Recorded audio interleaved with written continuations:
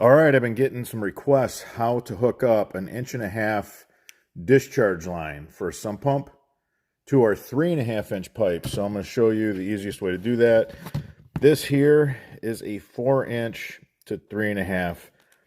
This is known as a reducer / increaser, depending on which direction you're going, how you're using it.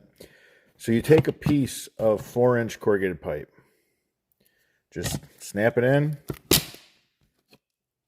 So I cut 4 ribs of corrugated pipe. There you go. Then, we sell this. You guys probably already know this. We sell this.